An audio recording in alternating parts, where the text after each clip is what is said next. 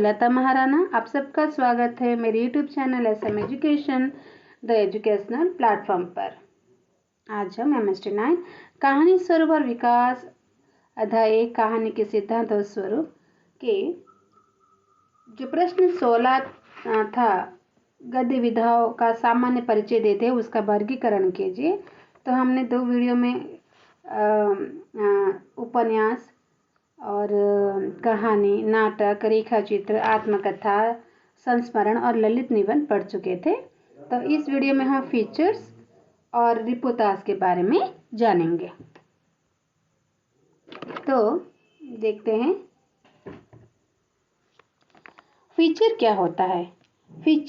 Feature हम बोलते ना, पिक्चर को फीचर बोला जाता था। फीचर हिंदी साहित्य की एक नवीन विधा है। हिंदी साहित्य की एक नवीन विधा है। फीचर शब्द का साहित्य में अधिक विवरण उपलब्ध नहीं है। आप साहित्य में फीचर शब्द का आपको कोई विवरण नहीं मिलेगा। इसका सर्वप्रथम प्रयोग BBC और ऑल इंडिया रेडियो द्वारा किए जाने का साक्ष्य मिलता है। यानी ये जो फीचर्स हैं, इसका जो आपको विटनेस मिलेगा, जो साक्ष्य मिलेगा, वो कहाँ मिलता है? BBC और ऑल इंडिया रेडियो द्वारा प्रकाशित हुआ था। डॉक्टर सिद्धनाथ कुमार के अनुसार 20वीं सदी के चौथे दशक के आरंभ में BBC लंदन के नाट्य विभाग ने तथ्य आधारित सूचनाओं पर और आधारित रचना के लिए फीचर नाम से डॉक्यूमेंट्री का शुभारंभ किया था। डॉक्यूमेंट्री यानी छोटा सा ही मूवी होता है, तो उन्होंने इसे डॉक्यूमेंट्री का नाम दिया था। किन्होंने? डॉक्टर सिद्धनाथ कुमार के अनुसार 20वीं सदी के चौथे दशक के आरंभ में BBC लंदन के नाट्य विभाग ने तथ्य आधारित सूचनाओं पर आधारित रचना, ये तथ्य के ऊपर आधारित सूचनाओं के ऊपर एक नाटक, एक छोटा सा डॉक्यूमेंट्री आरंभ किया था। यह कार्यक्रम विशेष अवसरों पर प्रसारण के लिए तैयार किया जाता है। जो विशेष अवसरों के समय से तैयार किया जाता है। उसके बाद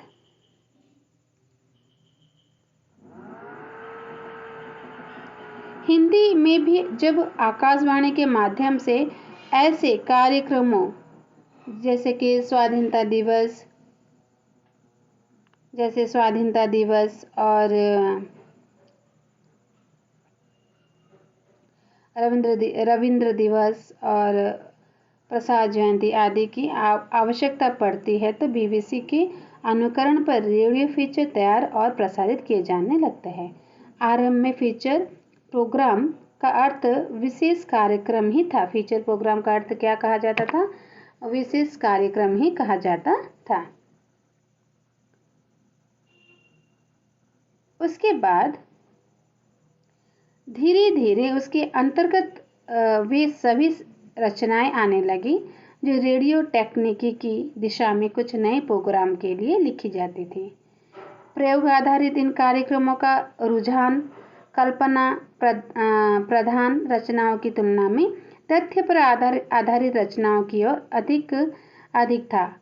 आंग्ल भाषा के प्रख्यात कवि सह नाटककार लुई मैकनिस ने फीचर को वास्तविक घटनाओं का नाटकीय रूप कहा है। यानी जीवन की जो प्राकृतिक घटना है उसका नाटकीय रूप कहा है फीचर को। वास्तविकता का तात्पर्य यहाँ वास्तविक घटनाओं और तथ्यों से है। लॉरेंस गिलियन के जो BBC के आलेख रूपक विभाग से संबंध थे, उनके अनुसार फीचर तथ्य पर आधारित होता है, नाटक कल्पना पर। जो फीचर है वो तथ्य पर आधारित है और नाटक जो है वो कल्पना पर आधारित होता है। फीचर को हिंदी में रेडियो रूपक का नाम दिया गया है। डॉक्टर सिद्धनाथ कुमार के अनुसार रेडियो रूपक एक स्वतंत्र कला है जो नाटक आदि के स्वरूप विधान से पूर्णतः पृथक होने HR विलियमसन के साक्ष्य से बताया है कि यदि रेडियो के पास अपनी कोई कला है जिनका निर्माण केवल रेडियो ने किया है तो वो फीचर है। रेडियो में कोई कला है तो वो है फीचर। और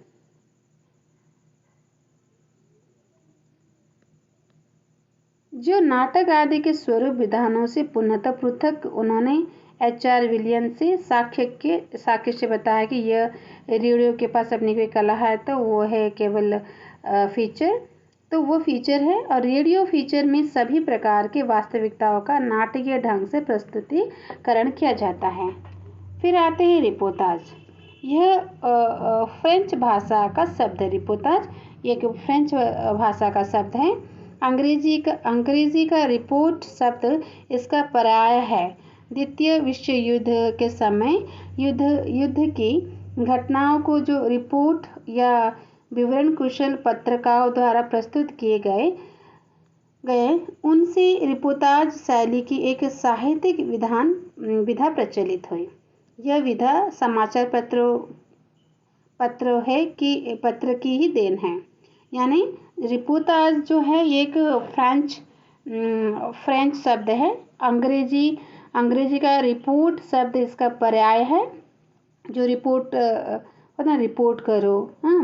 और द्वितीय विश्व युद्ध के समय युद्ध की घटनाओं को रिपोर्ट या विवरण कुशल पत्रकारों द्वारा प्रस्तुत किए गए उनसे रिपोर्टाज शैली की एक साहित्यिक विधा प्रचलित हुई। यानी रिपोर्ट से एक रिपोर्टाज करके साहित्यिक विधा प्रचलित हुई। यह विधा समाचार पत्र की ही देन है। इनमें लेखक की तीव्र भावना का रंग एवं भाषा में विलक्षण प्रभाव उत्पादक रहती है। यानी भाषा जो है बहुत ही प्रभावपूर्ण भाषा होती है। हिंदी में इस शैली के कम ही लेखक प्रसिद्ध हुए हैं। रांगे राघव ने सन 1941 में बंगाल में पड़े भीषण अकाल का बड़ा मार्मिक चित्रण प्रस्तुत किया था। प्रकाश चंद्र गुप्त, प्रभाकर माचवे, अमृत राय, रेणु, धर्मवीर भारती, बालकृष्ण राव आदि रिपोर्टाज लेखन के लिए उल्लेखनीय है। जिस रचना में वर्ण्य विषय का आंखों देखा तथा कानों सुना ऐसा विवरण प्रस्तुत किया जाए कि पाठक की हृदयंत्री के तार झंकृत हो उठे और वो उसे भूल ना सके, उसे रिपोर्टाज कहते हैं। इस तरह से लेखक इसे प्रस्तुत करेंगे कि पाठक उसे कभी भूल ही ना पाए। रिपोर्ट से यह इस अर्थ में भिन्न है कि उसमें जहाँ कल्पना तक अभिव्यक्ति का अभाव होता है, यानी रिपोर्ट में जो है कल्पनात्मक भावों का अभाव होता है तथा तथ्यों का लेखा जोखा मात्र रहता है, वहाँ रिपोर्टाज में तथ्यों को कलात्मक एवं प्रभाव उत्पादक ढंग से व्यक्त किया जाता है। इस रचना विधा का प्रादुर्भाव सन 1936 में आसपास द्वितीय विश्व युद्ध के समय हुआ था। रूसी साहित्यकारों ने इसका विशेष प्रसार किया तथा इसीलिए एहरनबर्ग ने रिपोर्टाज के कुशल लेखक के रूप में सर्वाधिक प्रतिष्ठा प्राप्त किए थे। ओके, तो यहाँ पर आपने एहरनबुर्ग उनका नाम था। यहाँ पर छोटे अक्षर में इसलिए मुझे दिखाई नहीं दिया। एहरनबुर्ग उनका सर्वाधिक नाम है। और हिंदी में रिपोर्टाज लेखन की परंपरा है, ये शिवदान सिंह चौहान की रचना लक्ष्मीपुरा रूपाव दिसंबर 1938 में आरंभ हुआ था। तो इस तरह से हमने यहाँ पर फीचर और रिपोर्टाज को यहाँ पर कवर किया है। तो ये सब विधाएँ है, ये गद्य की विभिन्न विधाएँ जिसे मैंने पाठ करके दिया है, जो आप धीरे धीरे करके इसे सुन सकते हो। तो धन्यवाद। कुछ गलतियाँ हो तो उसके लिए मुझे माफ़ कर दीजिएगा। और इसे सुनिए, समझिए, पढ़िए। परीक्षा अगस्त में है, उसमें प्रयोग में लाइए। और मेरे चैनल को सब्सक्राइब कीजिए, वीडियो को लाइक एंड शेयर कीजिए। और धन्यवाद। नमस्ते।